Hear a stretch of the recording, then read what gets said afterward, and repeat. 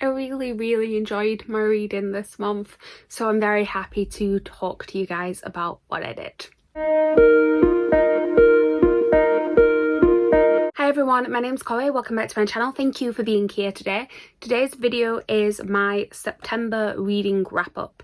So I was participating in 2 different readathons in the month of September. I also had my TBR that was from my own TBR game. So I had a lot going on. I've actually just realised that I've sat down filming this and I've not brought my little cheat sheet which tells me what prompts everything fulfilled, so I need to go and grab that before I start talking.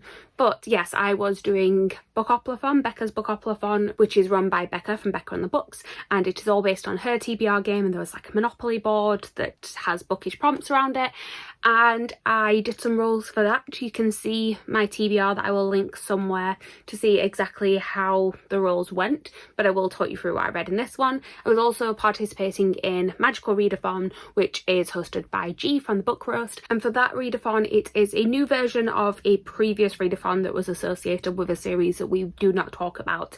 So it's a whole new sort of story, a whole new world, and essentially you kind of create your own character and you go along what is called the novice path for the first round of the readathon. So there were 7 prompts and sort of like challenges to compete to get along this novice path. You only had to do 2, but I was a bit extra and decided to do all 7.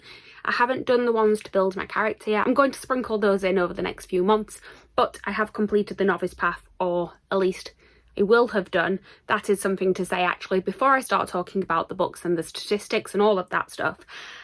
I had 10 books to read on my TBR. I have so far read 9 of them. It is currently the 29th of the month. It always happens that I have to film this before the end of the month just because of sort of work and when I have time to film before it needs to go up. Basically this video needs to go up on Saturday and I'm working every day after today until Sunday. So it needs to be filmed today, but I do plan on finishing the last book before the end of tomorrow, so it will be completed before the end of the month, but I just won't have full thoughts for it right now. What I'm hoping to do is film a clip when I finish it and I will add that in at the end. I'll tell you about what that book is in a little bit, but first I'm going to give you some stats on what I managed to read during the month, how many books I managed to read, all of that sort of stuff. These stats will be not including the book that I haven't read yet because I haven't put any numbers into sort of my spreadsheet that tracks all of this, but this is what I have definitely read so far during the month. So as I mentioned, I read 9 books during this month. That is equal to how many I read last month. It is about on par with what I've been reading on average throughout the year, which is great. It will be 10, obviously, hopefully by the end of tomorrow. And yes, still right on track with what I'm aiming to read each month. At the minute, I've got down that I've read 3,758 pages, although this will tick over to just over 4,000 when I finished the book that I'm currently reading. That averages out at 125 pages per day, but again that will be a little bit higher. I believe it should be about 128, 129 once I've finished the book that I'm currently reading, but it does mean that I'm still averaging 130 pages per day for the entire year, which is absolutely fantastic because I mentioned before my goal is to read at least 100 pages per day and I'm doing that. It's going well. So breaking it down into the sort of way that I read these books this month, we have got 1 ebook, 5 that I read that were sort of a mixture of audiobook and physical as well, and then 3 that were completely physical reads. Again, when I add the extra one on, that is also a completely physical read, so that'll tick up to 4. And then for age range, it was 1 middle grade, 1 young adult, and then 7 adult books, which is definitely skewing more and more adult as I have seen happening throughout the months. I think it was just the type of books that I was interested in this month were definitely those sort of more adult stories. I will again say that the extra book that I'm reading is a young adult, so it'll be 1 to 7. But right, I think that is all the statistics I have. I'm going to stop sort of giving you the statistics and then being like, but also I'm going to add this to it.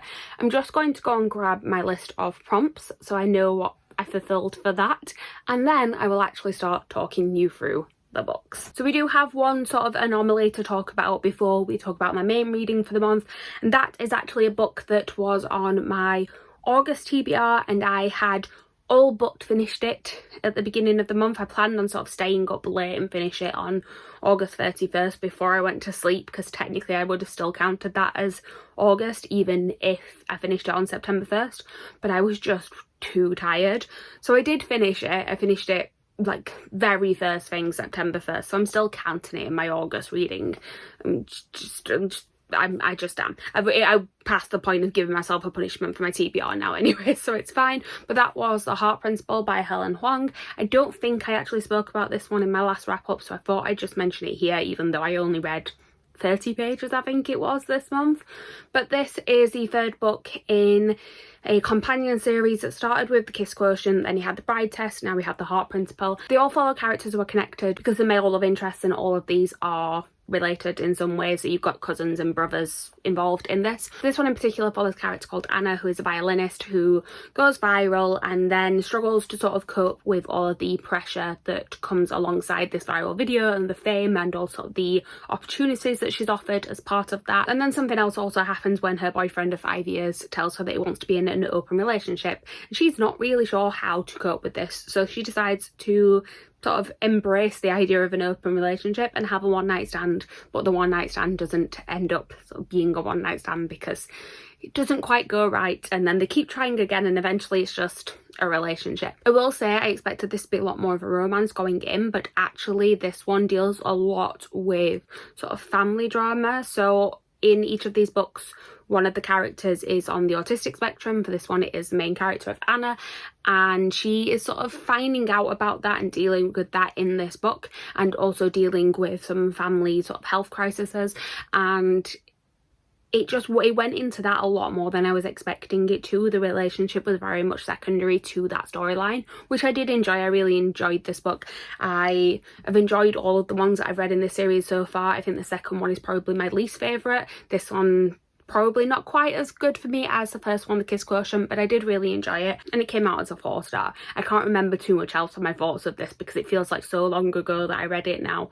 But no, what I do remember is enjoying it. After finishing that on the 1st of September, I wanted to sort of dive straight into my actual September reading, and I wanted to read something that was on my TBR that I knew I could read quickly, so that I'd have sort of a quick win under my belt by finishing a book very quickly. So what else would I pick other than the graphic novel that was on my TBR, which was Saga Volume 4.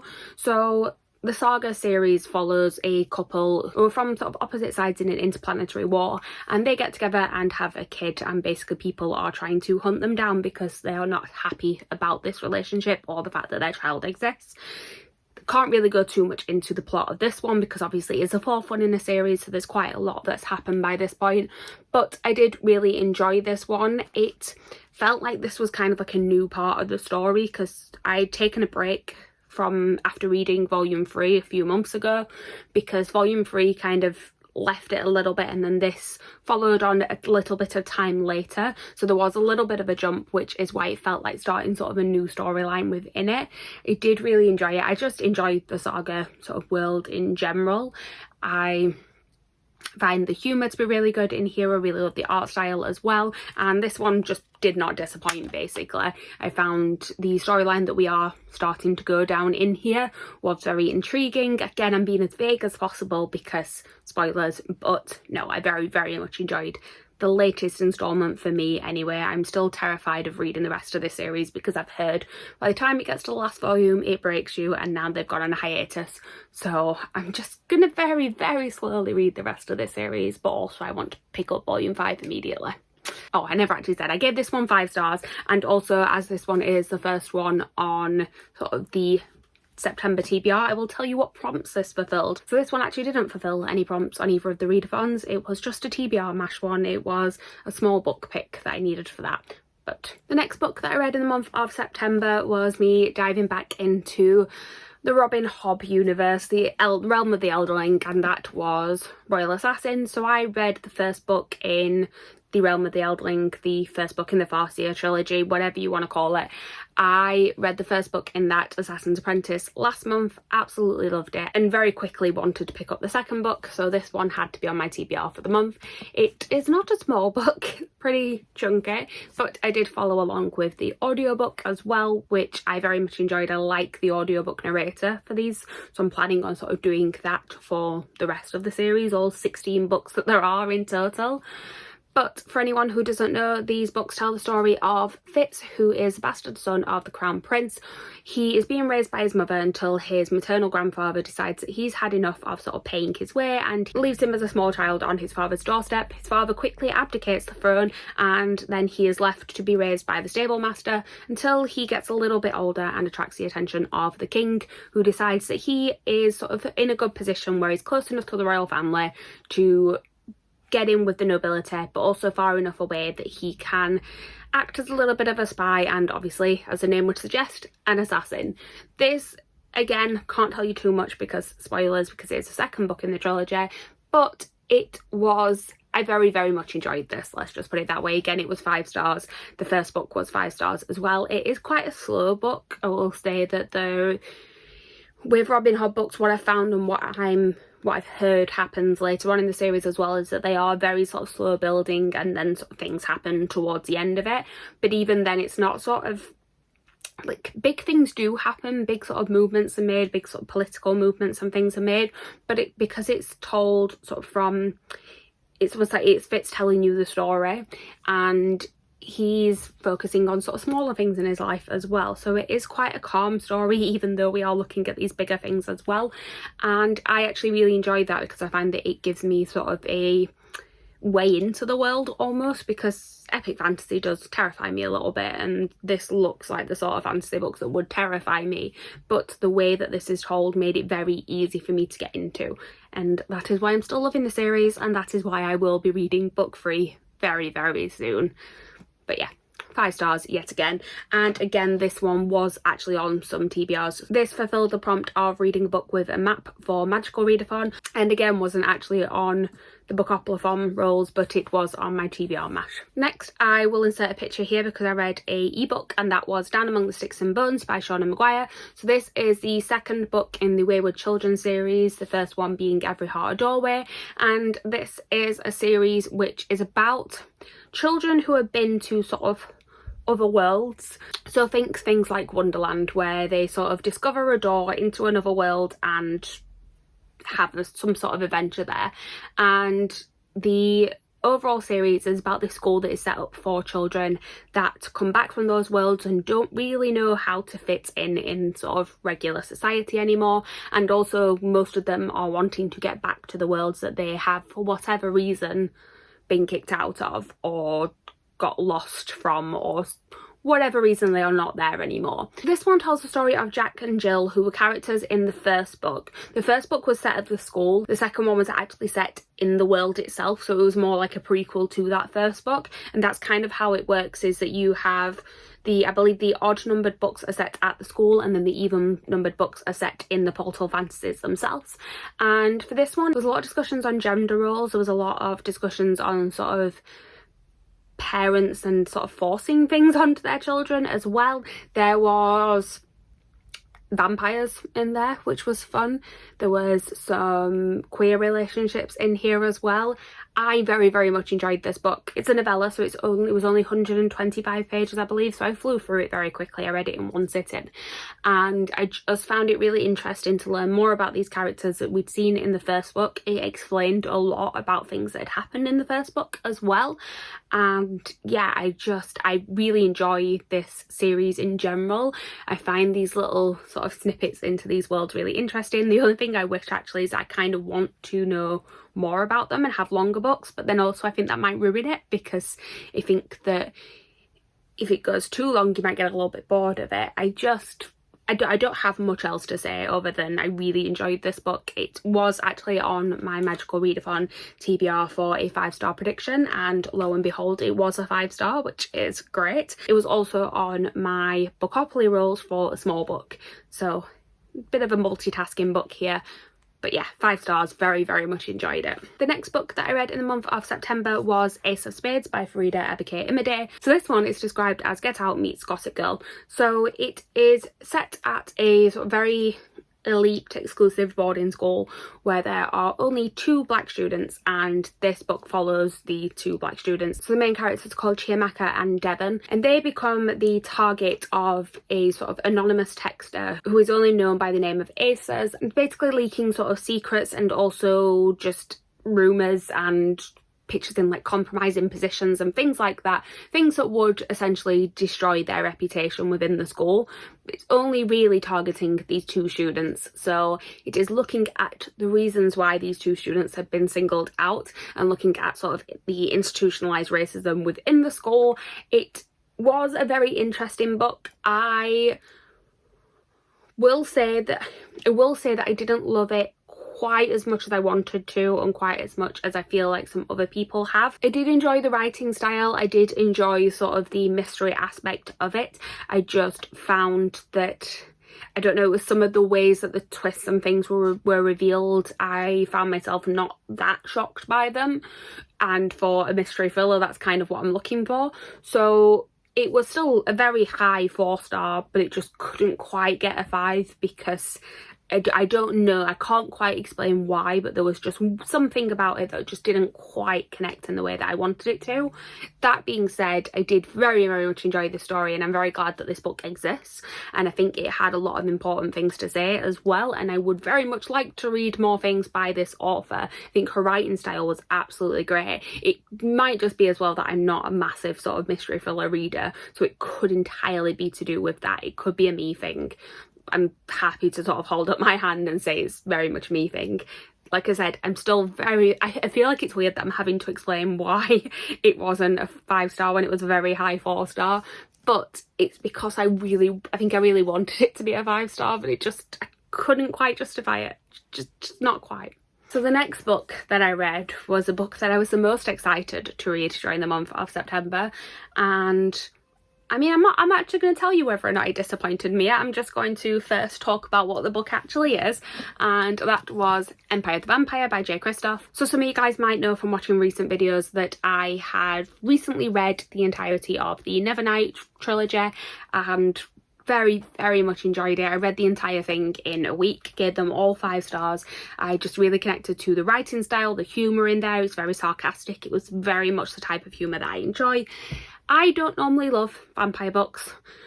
I pre-ordered this months ago, hence why it is the sort of signed special edition Waterstones version, just on the whim that I might like this and that I would rather have this special edition and then sell it on if I don't like it than miss out on it and want it afterwards, because I knew that it was going to cost me a lot of money if I wanted to get it afterwards. But then, because I really loved Nevernight, I thought, you know what, maybe I actually will enjoy this, and then got really, really excited for it, and it became my most anticipated read of the month, and luckily it did not disappoint. This one got 5 stars. I adored this book so much. So I'm actually going to read you the synopsis of this book because I feel like this does a better job of explaining the summary than I do. But it says, it's been 27 long years since the last sunrise. For nearly 3 decades, vampires have waged war against humanity, building their eternal empire even as they tear down their own. Now only a few tiny sparks of light endure in a sea of darkness. Gabriel de Leon, half man, half monster, and last remaining Silver Saint, a sworn brother of the Holy Silver Order, dedicated to defending the realm from the creatures of the night, is all that stands between the world and its end. Now imprisoned by the very monsters he vowed to destroy, the last Silver Saint is forced to tell his story, a story of legendary battles and forbidden love, of faith lost and friendships won, of the wars of the blood and the Forever King, and the quest for humanity's last remaining hope, the Holy Grail. So yeah, basically the main character it's told from some point in the future where he is being captured by vampires, and he is telling his story because he is some sort of renowned vampire fighter.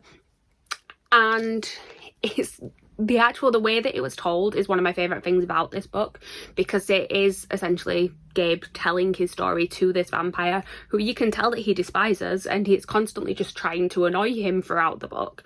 But also it's like the way that sort of Gabe is telling his story, and then they'll get to a part that he doesn't want to talk about, and they'll just go, okay, I'm going to go on to a different bit now, and the vampire gets really annoyed at him, and then he's like, no, I'm in control here, you need to know what I've got to tell you, so we're going to go to this bit. And so it swaps between sort of 2 different timelines, and I love books that have multiple timelines in them, but then you find how they sort of all interact and how they affect each other. It's one of my favourite things in books because I like that sort of puzzling that bit out, and this does it very, very well. It doesn't jump back and forth like every chapter, it does sort of sections, so it is literally a case of he does a section and then he goes, right, I'm bored of this storyline, I'll go to a different one. and I really enjoyed that. I really enjoyed the characters. Similar to Nevernight, the humour in this is perfect for me. It's very sarcastic. Gabe is a character that I absolutely adore, and it is the beginning of a series, so I've got more to read from him, which I'm very excited about. Yes, I love this book. I now have 2 copies of it, which also makes me very happy because the other copy that I have is very pretty, but I'm not going to hold it up right now because it's from the most recent Illumicrate and some people might not want spoilers yet, but you can see that one in my haul in the next video, or in my last video, which was my unboxing. But anyway, I need the second book like right now. I know he's writing it, no idea when it's going to be released, but I can't wait.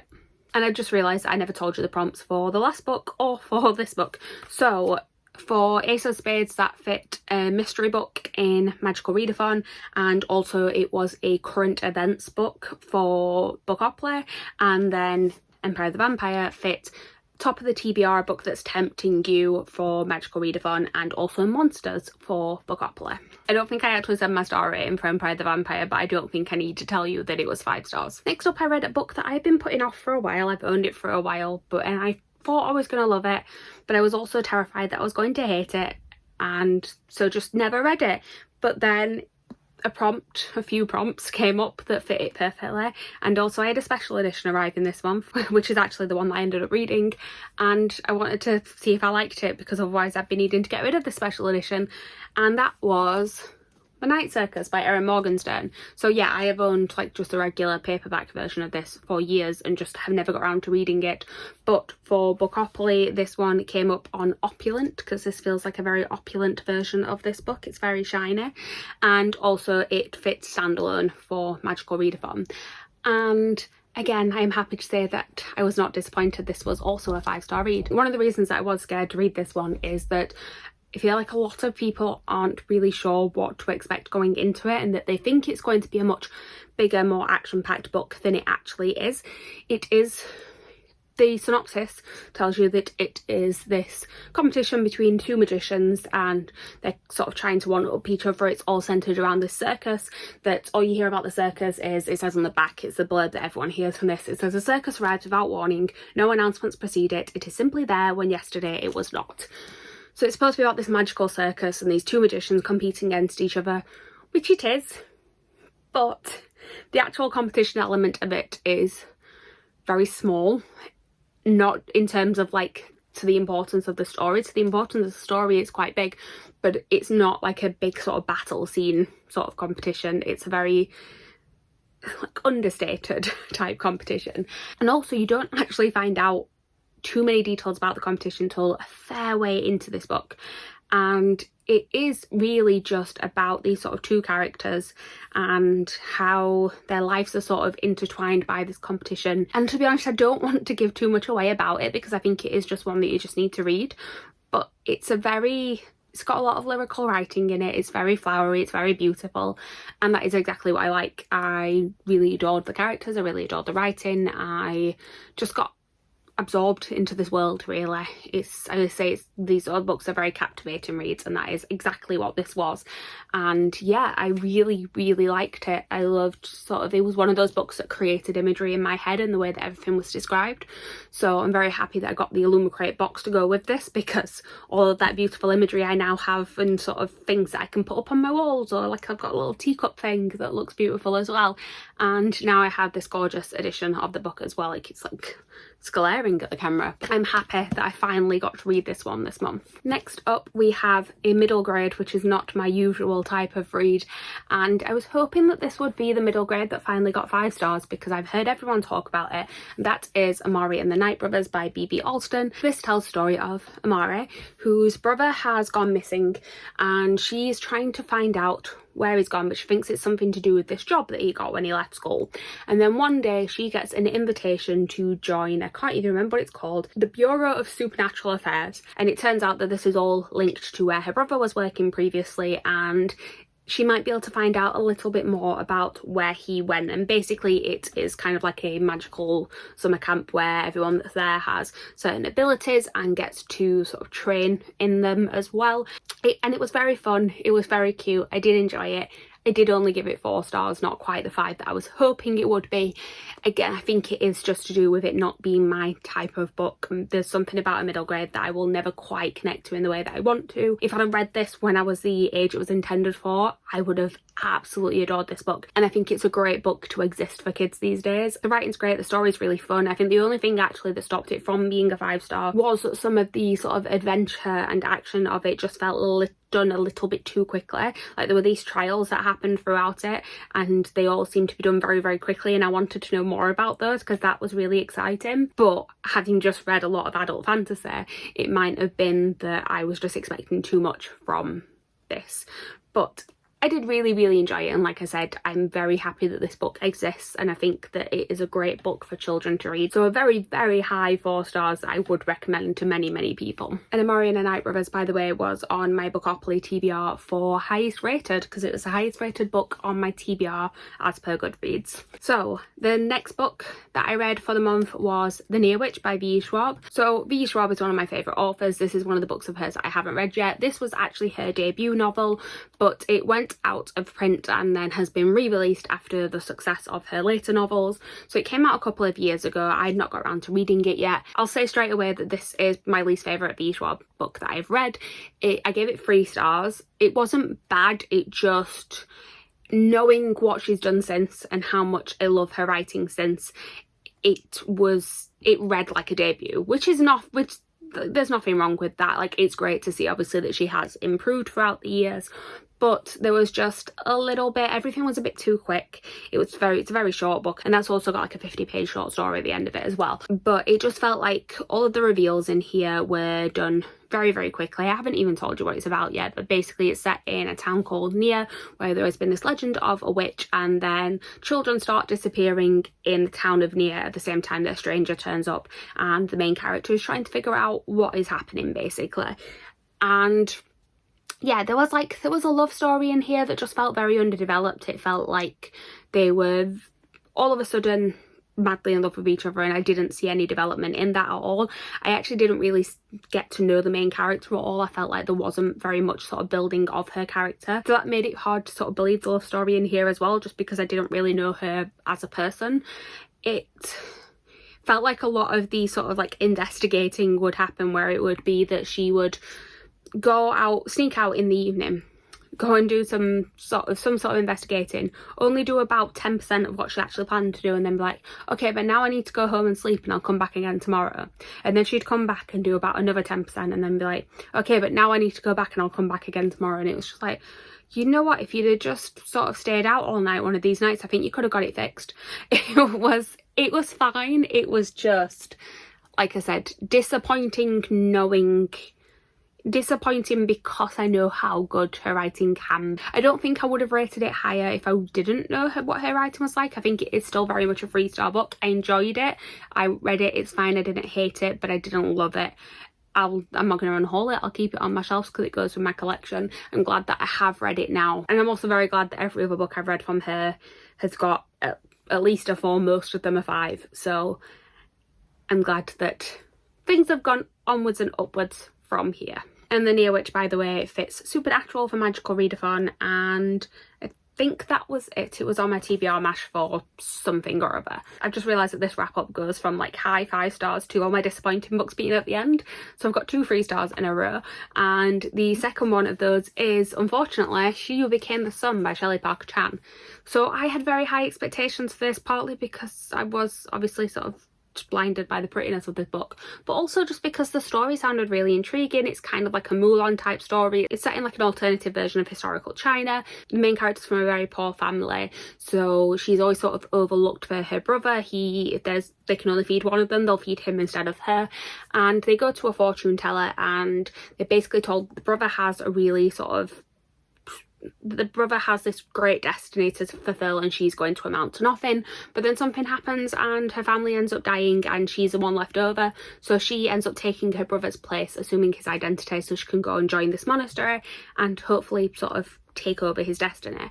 And yeah, I don't even know where to start, to be honest. It was similar, it was again just one where like I felt no connection to the main character at all, which found it really hard to sort of root for her throughout this story. I don't know, it just felt like everything that happened at the beginning that sort of set up this story happened very, very quickly. A lot of the major events in this book felt like they happened off page and then you just heard about them afterwards, which again makes it very hard to connect to.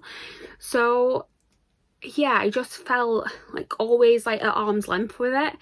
I also can't quite decide whether there were definitely fantasy elements in here, but it wasn't a fantasy, and I'm not entirely sure like if it's supposed to be, like if later on in the series, because it's setting up for a sequel, I don't know if later on it's going to go more into fantasy or not. I feel like it would do better if it did.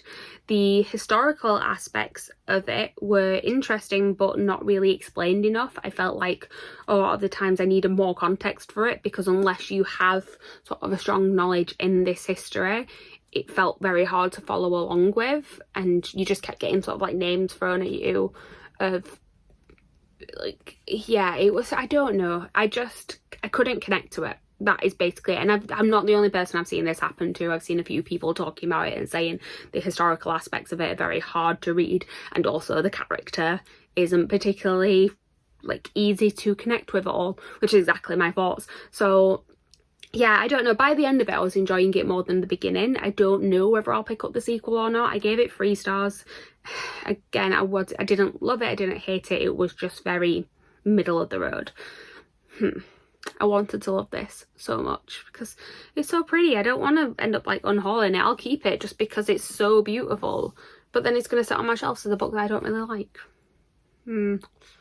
We'll see. I'll have to think about this one, I suppose. And that one came up on Bookopoly for feed scroll because I scrolled through Instagram and that one popped up. I have realised actually when telling you about my magical readathon prompts, I mixed one of them up. I said that Ace of Spades was for mystery thriller. It wasn't. I changed it. It was for school setting, and then mystery thriller is actually the one that I'm still reading, which I will very quickly tell you about now. I literally only read the first chapter, but it is The Cousins by Karen M. McManus. So Karen M. McManus is known for writing One of Us is Lying and the sequel to that, and there's also Two Can Keep a Secret, and basically she writes YA thrillers, and this one is about a bunch of cousins who their parents are all sort of disowned by their mother, and all they get is a letter that says you know what you did, and then years later that mother, their grandmother, ends up inviting all the cousins to come and stay on the island that she lives on for the summer. She wants to get to know them. She hasn't spoke to them at all. She's never met them because she disowned her children before the grandchildren were born. And yeah, the first chapter I've read, the first cousin has been invited there for the summer, and I believe there's going to be some secrets that are revealed about whatever it was that the cousin's parents did. And yeah, we'll see how this one goes. I will insert a clip to give you full thoughts. Hello, ignore the makeup half worn off bedraggled look. I've been at work all day, but I just wanted to film a quick clip just to give my thoughts on The Cousins. I finished this one this morning. I gave this one a 3-star. I didn't hate it, like it wasn't a bad book necessarily, I just got a bit bored by it. It's the 4th book I've read by this author, and I did really enjoy all of the other ones. And the thing is that all of her books have a sort of mystery element to them, and this one was no different, although in many ways it was completely different. The issue that I had with it is that it is sort of a mystery. I wouldn't really call it a thriller, but it is a mystery book. And all of Karen M. McManus's other mystery books are more in the thriller category. There is sort of like murders happening and you think that the main characters could be targets. And yeah, there's kind of some level of suspense and some sort of threat that makes it more compelling to read. Whereas this one, I just felt like the whole mystery was just finding out about what had happened with the parents years ago, but there was no like stakes to it. There was nothing of there wasn't anything of like, oh, if we don't solve this, this is going to happen. It was just them wanting to find out what happened, and it just didn't. I don't know, I wasn't invested in the mystery, and I think that's the only thing I can kind of put it down to, is just that it didn't feel like there was particularly any reason for it. It wasn't even like there was particularly any reason for them wanting, for the grandkids to actually want to find out more, because they all seemed to have their own lives, and none of them actually wanted to go to the island, so none of them really cared at all. And yeah, it was fine, like the writing was fine. It's what I've come to know from this author, like there was nothing wrong with it. It was just that the storyline was a little bit lacking, and yeah, I don't know. I didn't love it, I didn't hate it. It was my least favourite book of hers that I've read so far. I'm hoping she goes back to more of what I know from her in her next book. Anyway, back to Chloe from the past, who filmed the rest of the wrap-up a few days ago and hadn't finished this book yet. So this is my stack of books. I can't hold that up for much longer, but that is everything that I read during the month of September. I had, like I said, I feel like I said I had a really good reading month, and then I ended it on disappointments. But the things that I loved, I absolutely adored. And yeah, found some new favourites, carried on with some series that I loved, started a new series that I love. It was just, I felt like I really just enjoyed reading this month, which was fantastic. Thank you guys for watching. Please like, comment, subscribe, all that good stuff down below, and let me know how your reading month went in the month of September, whether or not you enjoyed your reading as well. And I will see you guys soon with a new video. Bye!